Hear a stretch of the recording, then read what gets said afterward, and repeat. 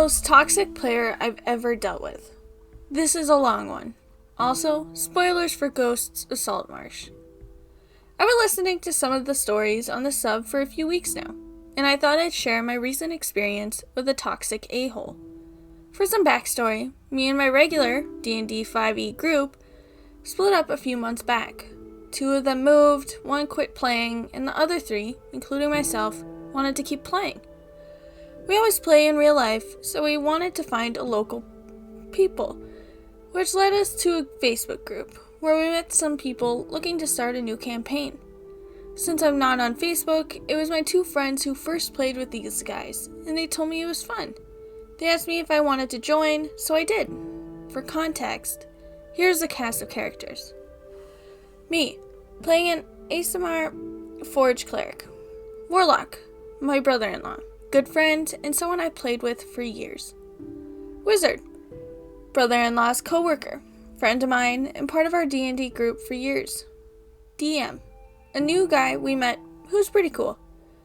Sorcerer, this story's toxic douchebag, but pretty cool when we first met. Rogue, Sorcerer's shy friend who didn't talk much, but was okay. Side note, 2 sessions in, we had a TPK, so our first characters were not the same classes as what I'll refer to everyone as. Right off the bat, Warlock warned me that we had to play it at Sorcerer's house, since he was immunocompromised, and his house is 30 minutes north of where we live. We thought, that's fine, plus everyone's vaxxed, so no big deal.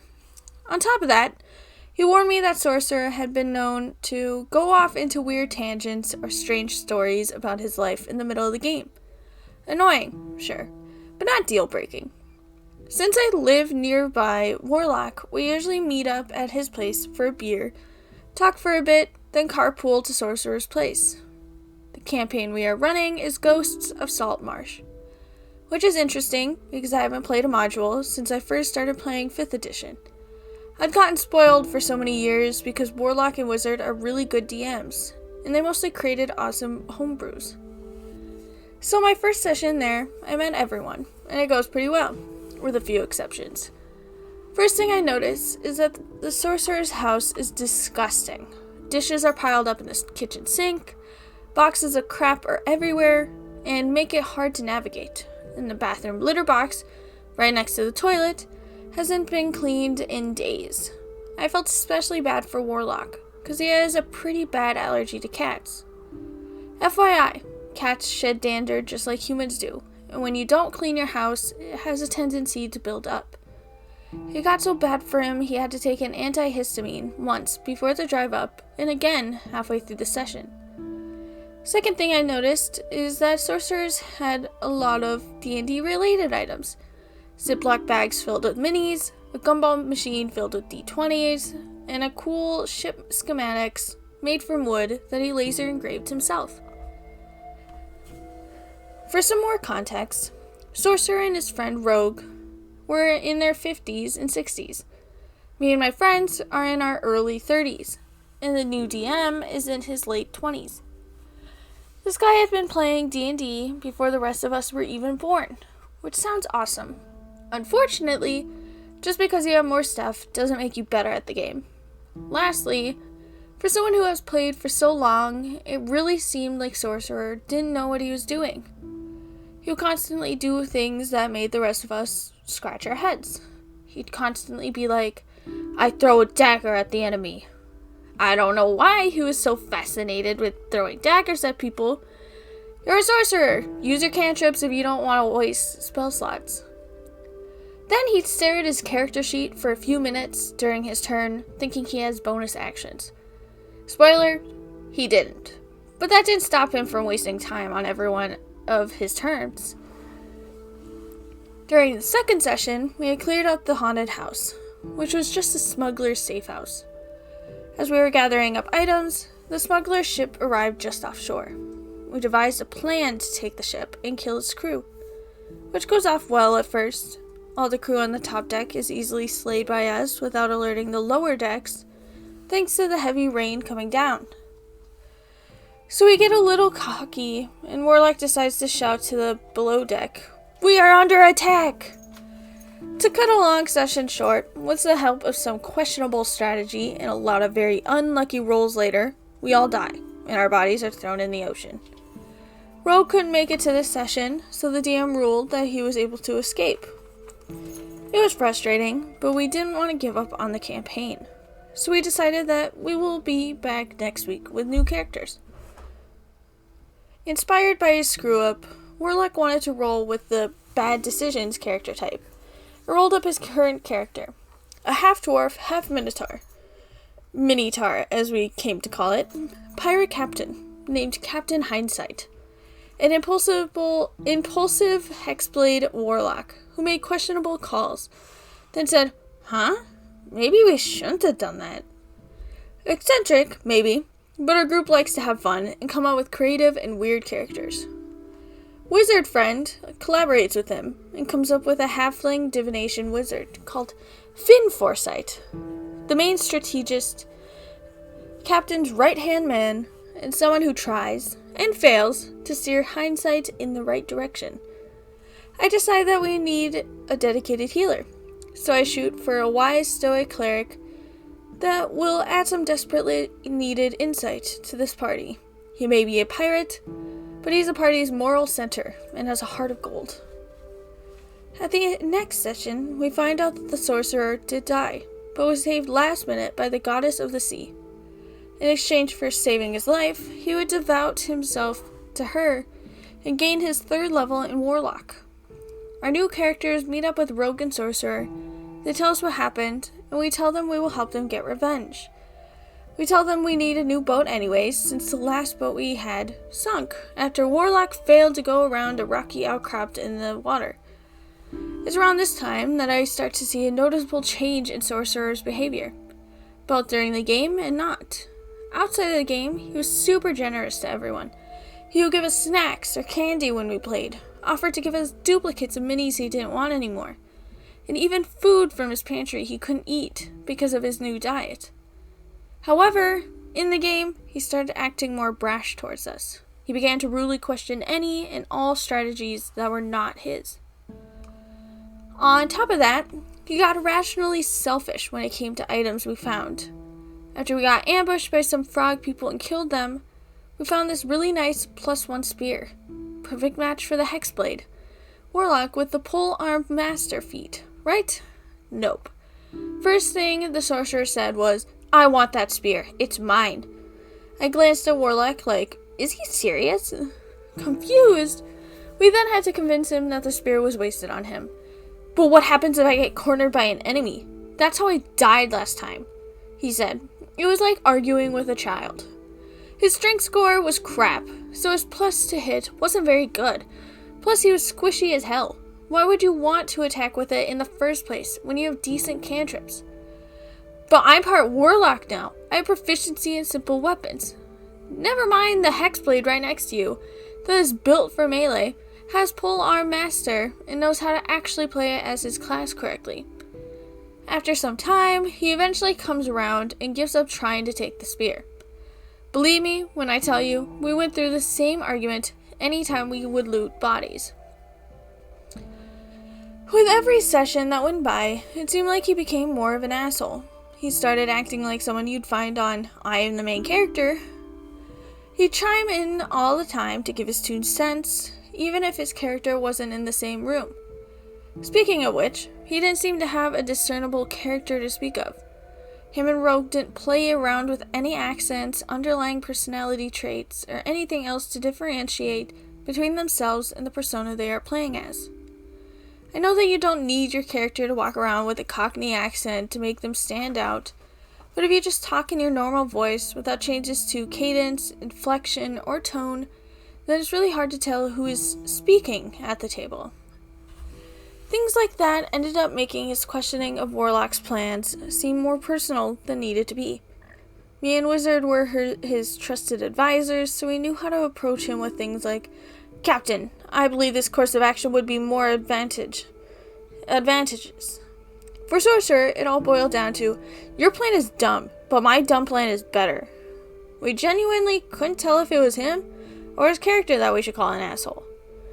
On the car ride home, after one session, Warlock and I got into a kinda heated argument about how we should go about dealing with Sorcerer going forward.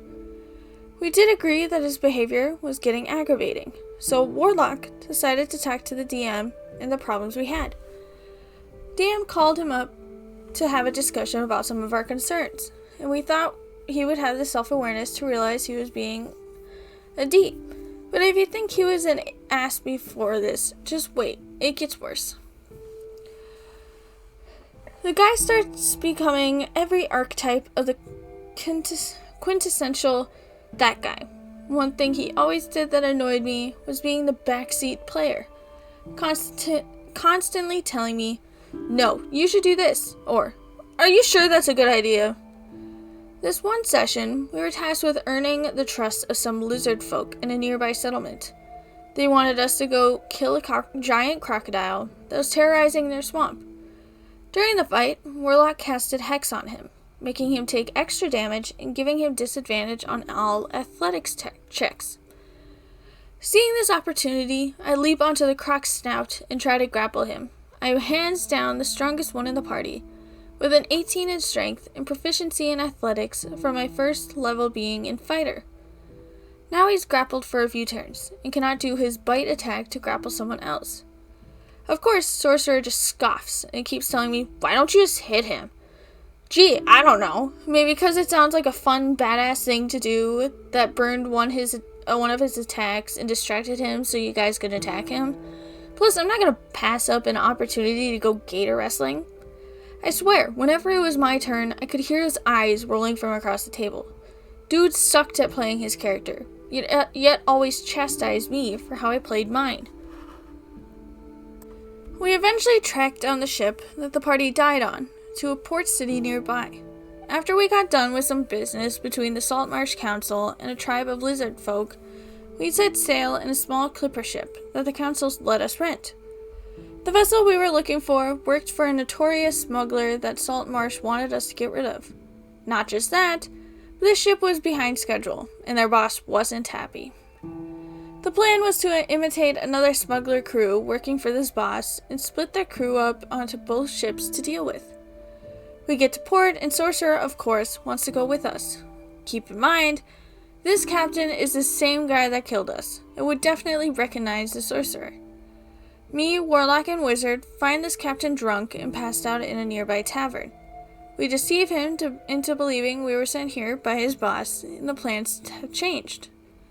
We get half the crew to split up between both ships, then sail off together. The idea was to separate them so we could either bribe them to mutiny or thin the herd out a little if need be. Turns out, I got stuck on the smaller ship with Sorcerer and Rogue.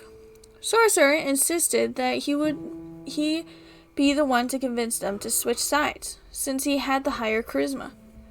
Dude seriously would go up to one of crew members when they are by themselves and say, "Hey, we are planning on taking over your ship. You can either join us and get paid, or you die. Your choice." This is a classic my stats speak for themselves type of player you might encounter. Someone who has no idea what they are doing, but believes their character is good at it because some numbers in a box said so. I don't care if you rolled a nat 20 with +7 to persuasion. You can't just go up to a stranger and demand he join your side. Obviously, this plan didn't go too well. We were talking to 3 of them on the lower deck, and they decided to attack us for talking about mutiny against their captain. I knew that the ship we were trying to steal still needed a large crew to man. Killing all of the crew seems cruel, and I thought that if I showed some of them mercy, a few might join us.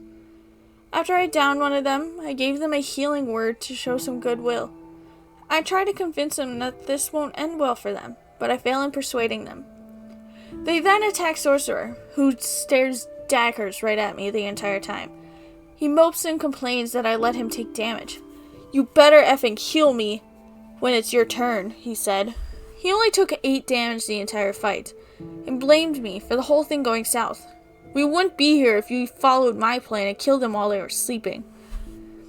So their crew on our ship shout out they are under attack. Wizard and Warlock on the other ship see that the plan failed, and Warlock decides to challenge their captain to a duel.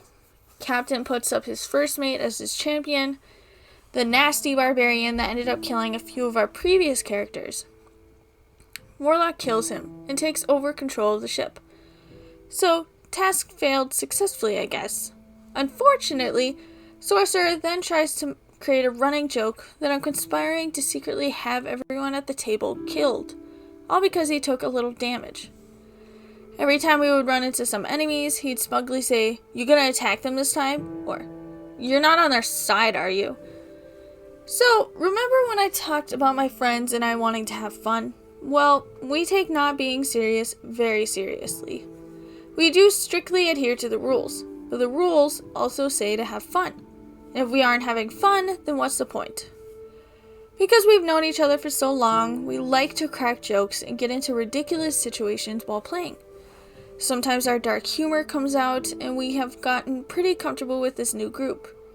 None of our jokes were racist, sexist, or bigoted, but they weren't for everyone, and they were mostly aimed at each other. On top of that, we never made it personally offensive, and always knew where the line was drawn. Well, clearly Sorcerer couldn't read a room, because he tried so desperately to crack terrible jokes at us. Of course, he always thought it was funny, and no one else did. No one likes the guy who tries so hard to be funny, but only ends up sucking all of the air out of the room. After we had taken over the TPK ship, only 3 of their original NPC crew were left. The original captain, who was a drunk and was now demoted, an insane dwarf, and a human female who was quiet and liked tea. Clearly, she was the only one we could rely on when the rest of the party went to shore. Captain Hindsight and myself went to her to have a chat before we disembarked. Hindsight told her, "While we are away, the former captain is in charge, but we trust you more. Make sure to keep an eye on the rest of them." Once he finished saying that, I was going to tell her that she will have the unofficial title of bosun, and the pay that goes with it. As soon as I said the words, "We trust you more," Warlock loudly shouts, which they did say that it meant to be Sorcerer. "He just said that! Why are you repeating what he just said? Are you a pirate? I don't see any feathers on you. I know we are pirates, but you're not a parrot." I was trying so hard to keep my composure with him yelling over me. There's nothing more I hate than someone loudly talking over others trying to interrupt. On top of that, it wasn't even close to funny. No one laughed except him, and everyone else was just annoyed. Once he shut up, DM asked me what I was trying to say and just replied, "Never mind, not important." I could tell the DM was really getting pissed at him. I really wanted to leave after that, but I sucked it up and continued.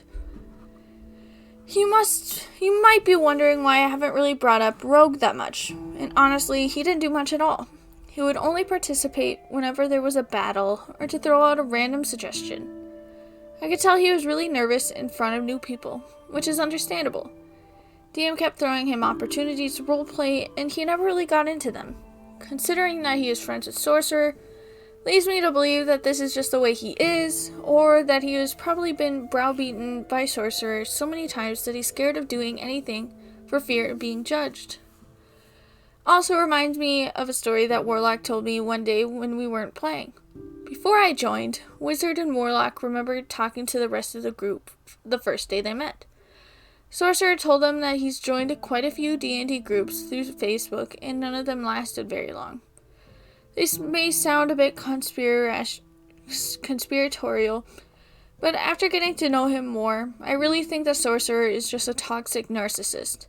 Someone that either alienates people who have the sense to avoid someone like him, or he lulls weaker, more insecure people into harmful friendship. I've been in an abusive relationship and know what it looks like. It could be just a guess and totally not true, but I can't forget how he would just switch back and forth between nice and mean so abruptly. One session, he gave me one of his extra foldable dice trays to keep, then 5 minutes later, berates me for only using Healing Word and not Cure Wounds on him. I'll never forget the last session we had with him. Man, what a crap show. We were tasked to go into a haunted marsh north of Salt Marsh. The council told us there was some evil that was emanating from there and wanted us to find it and destroy it if possible. Sorcerer grabs a horse and cart since it takes a while to get there. Myself and the rest of the party prepared to leave the ship for a few days.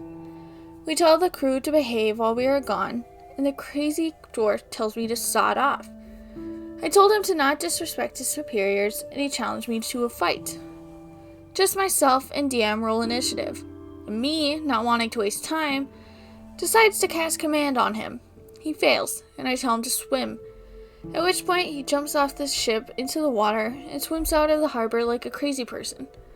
I thought it was a clever way to avoid unnecessary combat, while Sorcerer just says, "Good job, you wasted a spell slot. You do know the place we are going to is haunted, right?" I don't even respond. My patience for him is gone by this point. Eventually, we make it to this haunted swamp and find that it is infested with these cursed spores. After a fight with a few cursed trees, we came upon a clearing with some charred bones. We heard a legend that long ago, a witch was taken here by the citizens of Saltmarsh and burned alive.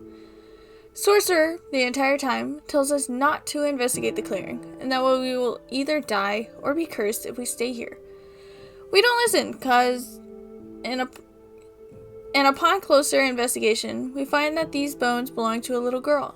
It's pretty obvious that the villagers killed an innocent child and used her as a scapegoat for whatever woes they were having, like Salem. Being a righteous cleric, I cannot buy this travesty and begin digging a grave. All I hear is Sorcerer telling me what stupid idea this is, that we might as well just kill ourselves and get it over with. I perform burial rituals to the young girl, and the DM tells me, "You sense a ghostly hand upon your cheek, and get the feeling of a soul finding peace. The turmoil that envelops this clearing seems to have passed." By this point, it should seem obvious that we are flat out ignoring any advice Sorcerer gives. With it getting late and the clearing sorta safe, we decided to take a long rest. After we wake, Wizard checks the swamp to see that it is still infested with the cursed spores. We then realize that this is not the source of the curse, and of course Sorcerer had to complain that I wasted everyone's time. Further into the swamp, we locate a small shack that is covered in moss, vines, and spores. I cast Detect Magic and find out that there is some vile magical energy coming from inside. We go in only to be ambushed by a black pudding. After 2 rounds, I get a crit from black pudding and fall to 0 HP. Now, I like to immerse myself in the characters I play, and of course, that means I can get attached to them. I think everyone knows how intense and frightening it can be when your character goes unconscious. So when Sorcerer wants to laugh at me for almost dying, it can be especially nerve-wracking. "Haha, you should see your face right now. You're as pale as a ghost. Let's see if you die," he tells me. Dude, I'm a heavily armored frontline cleric. I'm the party's main aggro puller. And you're going to mock me for taking a beating while you do nothing around in the back ranks? Fortunately, Wizard is there to give me a nice healing word, and we end up killing it. I cast Detect Magic again to see where the Sorcerer is, which leads us to a bed that has a corpse with growing fungus out of it. DM says, "Out of the chest of this corpse there is a large fungal growth with spores all around it. The energy seems to be coming from the body." Sorcerer chimes in, "It's a trick. There's a trapdoor underneath the bed. That's where the magic is coming from." There is so much I could continue complaining about, but the story is already long enough. I decided to pull out my dagger and cut around the fungal growth and yank it out. A cloud of spores bursts out, but I cast my con save and find the source of the curse inside his body.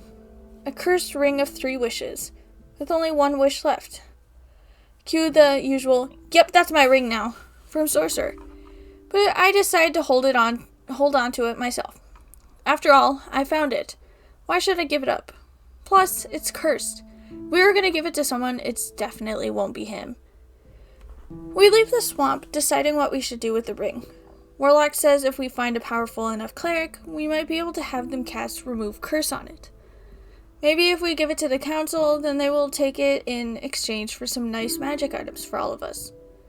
Not sure what to do, we see that there's a small village on the outskirts of the swamp. I stop there to tell the villagers that the curse has been lifted and to gather any information. Sorcerer is being a scaredy cat as usual, not wanting to confront anyone or anything out of mystery. He's afraid that a bunch of peasants and farmers will try to kill us if they know we have the ring, even after we stop the curse. Myself and Warlock ask them if they have ever seen this ring, at which point, I kid you not, Sorcerer shakes his head, looks at us, and just says, "You're both dumbasses." That right there, that was the breaking point for me. This guy had done everything under the sun that would qualify him for the worst D&D Player of the Year award. But this, openly assaulting someone to their face for doing something you don't like in a fantasy game. Seeing that things are getting tense, DM ends the session there. On our way out, Sorcerer shrugs it off and says, "Hey man, nothing personal. I just won't play your character the same way." I nod and just say, "Don't worry about it." On the ride back, I am furiously ranting about what just happened. At this point, Warlock and I are done. We both agree to text DM in the morning, telling him that we either won't be playing with Sorcerer, or we won't be playing at all. Turns out, the DM had called up Warlock shortly after he dropped me off. They had a long conversation about the night session, and he had already decided to cut Sorcerer and Rogue out of the campaign. At this point, everyone was miserable just being around him. DM already had a talk with him about behavior, and it was clear that he wasn't going to change. It sucked that Rogue had to go too, but he was friends with Sorcerer, so it seemed like a package deal. Plus, he didn't do anything outside of combat, so not much of a loss there. I do still feel bad about cutting him though. It's clear he doesn't have many friends, and the one friend of his we know is a toxic douchebag. But it's okay, because we never saw Sorcerer again. So that's my story. Sorry if it was so long, but I had a lot I wanted to get off my chest. Even with everything that happened there, were a few silver linings to this story. We made a new friend, the DM whose campaign we are still playing in. We found a replacement, a new swashbuckler rogue who's also a cool guy and not a prick. Now we play over at Wizard's Place, which is much more clean and inviting, not to mention only 10 minutes from my house. Moral of the story, cut out toxic people in your life. I used to think people can change, and to some degree they can. But people who act like this are doing it to fulfill some emptiness inside of them. Cut them out like that fungal growth and never look back. TLDR, met some new D&D players. One of them was a toxic douche who sucked at the game. Told everyone how to play their own characters. Wanted all weapons and items we found regardless of if he could use them. Thought he was funny, but instead was really cringy. Told us to avoid any danger or mysteries. And flat out insulted us to our faces for not doing what he would have done. So it doesn't really make sense to me that Sorcerer was immunocompromised, but then he wants them all to come to his house during a pandemic and didn't even clean it. If I'm honest, all of it being nasty in the house could be causing some problems in his sickness, but we don't know everything about his life and stuff like that. But it did seem like a big red flag, especially when I probably wouldn't have continued if my friend was that allergic to cats to the point of having to take a allergy med twice. Sorcerer seemed to be someone that doesn't understand where the line is and how not to cross it. He didn't seem to care about anyone's feelings. He only cared about himself, and mainly he only cared about what he thought. In the game I have been playing, we could talk about our plans, what our plans were together, but we cannot interrupt or call people dumb, or anything like that. It was just against the rules, which doesn't mean that there weren't any interruptions every once in a while. But nobody in the party would call each other dumb, unless it was a joke. But this guy doesn't seem to use it as a joke, but more as a mean way to talk to them. But anyways, don't forget to like, comment, and subscribe. Let me know how this story was, and I'll see you next time at Lisa's Dungeon. Bye!